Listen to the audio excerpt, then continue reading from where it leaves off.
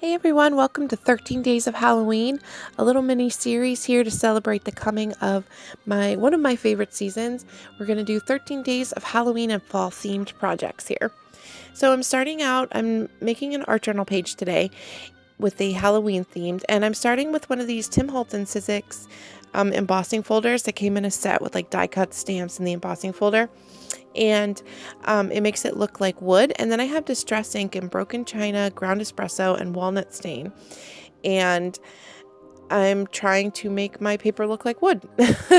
So I just smush the ink down on my craft sheet, spray it with water, and then run my cardstock through.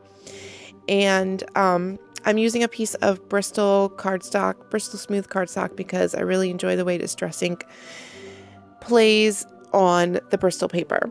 So then I'm going to dry that first layer and add some Lindy's Stamp Gang Magical Shaker in Bratwurst Brown. And it's brown, but when you activate the pigment color with the pigment powder with water, you get some reds and some blues, and it's very interesting if you're not expecting it.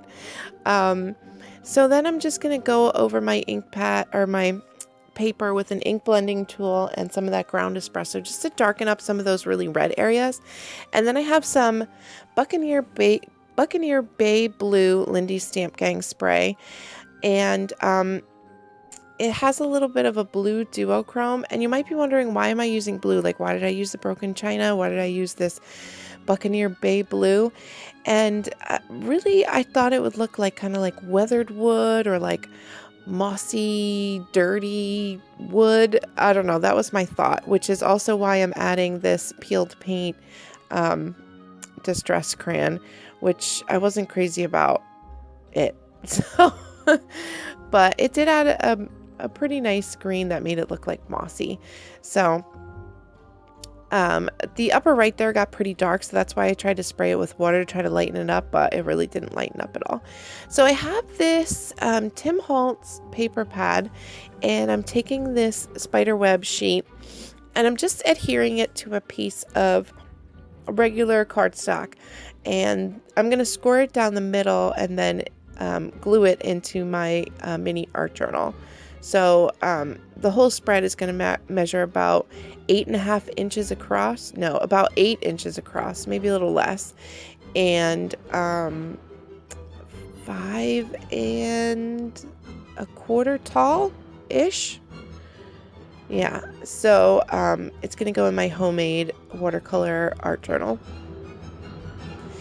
So I'm going to put some clear gesso on top of my paper, because I need the paper to have some tooth, and I need to protect the paper, but I don't want to obscure any of that delightful spiderweb design.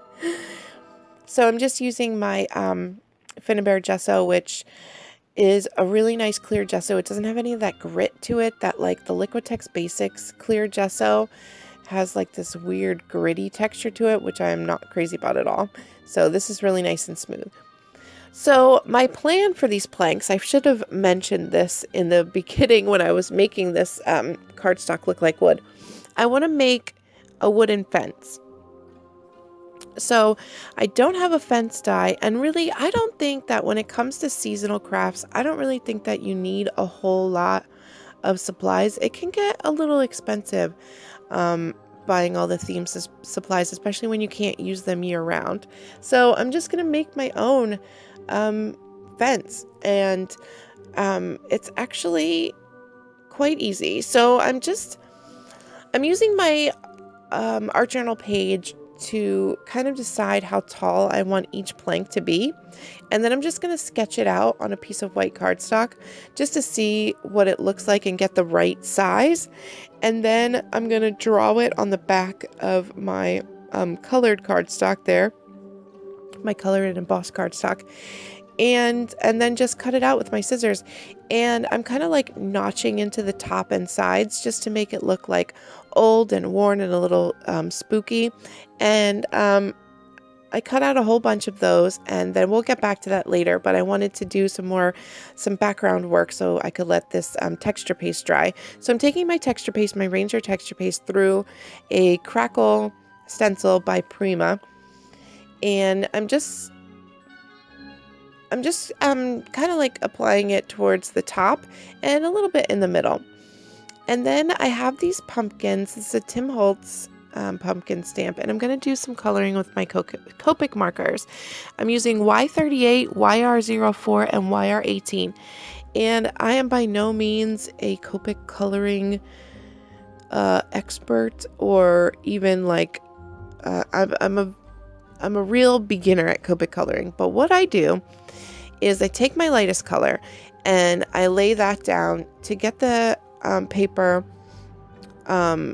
wet. And then I take my medium color and I go over that same area that I had my lightest color. And I always leave a little white space so that, so I always leave a little white space. We'll get to that later. And then I go over a little less area, a little less than my medium color with my dark color. Just like the spots that I really want dark. And then I go over that whole thing with my medium color, not the whole thing, just where the medium and the dark color meet. I go over that with the medium color, and then I go over the whole thing with the light color. So I kind of work light to medium to dark, and then back from light, or back from dark to medium to light, if that makes sense. So I want a little more color and interest going on in my background. So I'm taking some Distress Oxide and Spiced Marmalade and applying that to the top of my art journal page, and trying to let it catch on that texture paste there, which is now dry, by the way. And I'm also going to add some black soot there in the top just to tone down. It got really like bright yellow, which I was surprised about. It really didn't look orange at all. And I also sprayed it with some water to get it like moving around and dull it down a little. And then after I put the black soot down, I'm going to add some water droplets to get that nice water droplet look. So I have a found relative, is that what they're called, or paper doll from Tim Holtz, and I'm gonna outline him with the black soot as well. And I colored in a whole bunch of these pumpkins with my Copic markers, and I laid down my pumpkins and I laid down my fence post pieces to see how everything was going to fit before I started sticking stuff down. And I'm just using a tape runner to stick everything down. And I also want to have a pumpkin in the hands of my, well, he's going to turn into the Pumpkin King. So, so I'm laying out these long strips of my planks for my fence, and I'm going to adhere that with some clear tacky glue. And really, it's as simple as, once I adhere these long skinny pieces, just sticking down the pieces that we cut out earlier. I don't measure. I just eyeball it where I want them to be. And that's pretty much it. To make this fence by hand, yes, it did take quite a bit longer than if I had like a die. But really, if you had a die, you would probably use the embossing folder and color it anyway. So really, to cut it out, it really didn't take that much extra time. And it's really nice, I think, to have that extra handmade look sometimes on your projects. So I'm cutting a little piece away from my guy's hand there, so I can tuck that pumpkin under his arm, so like his arm is resting on top of the pumpkin, so it doesn't look like I just stuck it down there. And then I'm going to adhere him, and I'm adding a little bit of a white gelato because I wanted him to have like a little bit of a spooky glow, like, you know, like he's undead or like he's a ghost or something. So I'm just going to apply it around the edges and then smooth it out with my fingers. It got a little away from me on the left side, so I'm trying to wipe some of that back. And then I'm going to go around the whole edges, or the whole outside, with a black ink pad. And then I'm going to spell out the word Jack with these Tim Holtz acetate alphabet letters. I first tried to spell out Pumpkin King and then just Pumpkin or just King, because I wanted it to be Jack the Pumpkin King, but I did not have enough letters for that, so Jack is what it turned out to be.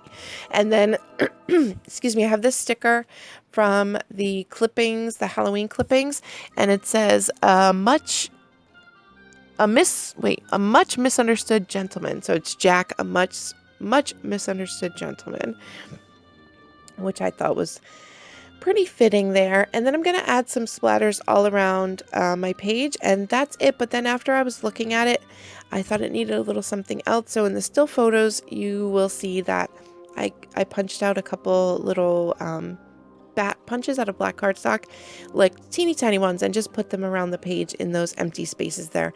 And that's it for project number 1 of 13 days of Halloween.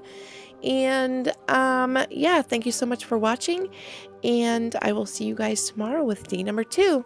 Bye bye, guys.